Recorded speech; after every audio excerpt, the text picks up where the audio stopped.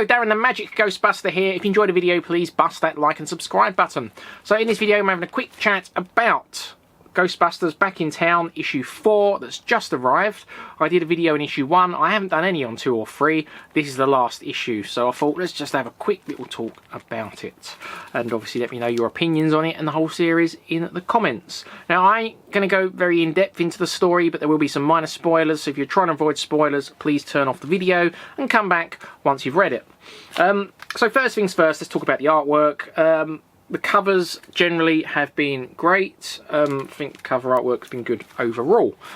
Inside, less so. Now, art is subjective. If you like the artwork, I'm glad you enjoyed it.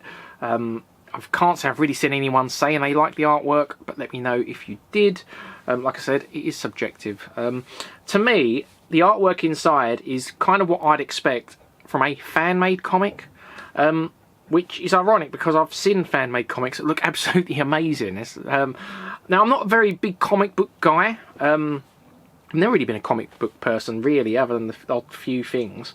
I read all the IDW Ghostbusters comics, which were absolute perfection as far as I'm concerned. When Dark Horse Comics was announced as the people making these, I mean, I know the name Dark Horse. I know they're a big comic company. I expected it to look amazing, basically. And like I said, it's what I would expect from a fan-made comic, and ironically, a fan-made comic would probably most likely look a lot better than what this did, which is a shame. Hopefully, they will continue making comics, and hopefully they will improve the artwork, because there's a lot of untapped potential with comics. So we got the Netflix show coming up, which we don't really know what that's about, but I feel like there's a lot of gaps to be filled in, like the last days of the Ghostbusters before obviously Egon went off to Somerville and all that sort of stuff. So yeah, lots of potential in the comic book universe. So yeah, that's the artwork. So story-wise, I mean, the story-wise has mostly been about them, you know, settling into New York, how they're dealing with that. Then of course you've got the main ghost, who was linked to Vigo, you know, powered by Vigo's power.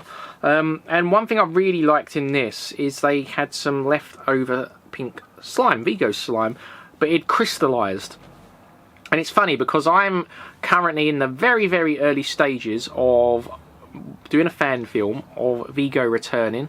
I'm going to be playing Vigo because I do cosplay as Vigo. And one of my ideas for getting Vigo, you know, reviving Vigo as such, was using some old slime that was left over. But seeing the crystallised slime in here has made me sort of change that now to crystallised slime, which I think could be very, very cool.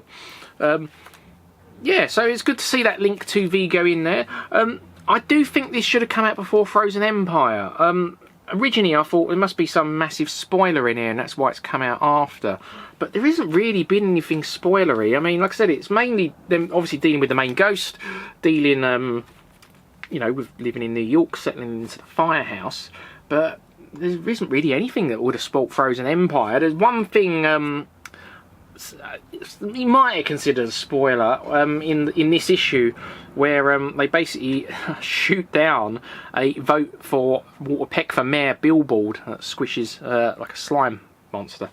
And I guess you might have considered that spoilery, but then Peck was talking in the trailer, so I don't, you know, so I wouldn't have considered it a spoiler. So yeah, definitely think these should have come out before Frozen Empire, personally. But yeah, not much more I can say about it, really. Overall, I enjoyed the story, basically. I don't think it was quite up to the IDW standard, if I'm honest. But it was definitely a good start. And I do look forward to seeing what they do further with the Ghostbusters stories at Dark Horse. Like I said, lots of gaps to fill, so I do hope they do go back and fill some of those gaps.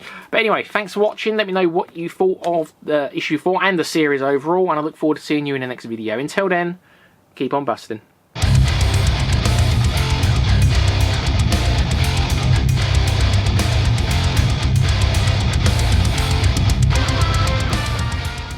Want to give a big shout out to the Magic Ghostbuster. Hey Darren, very, very impressive.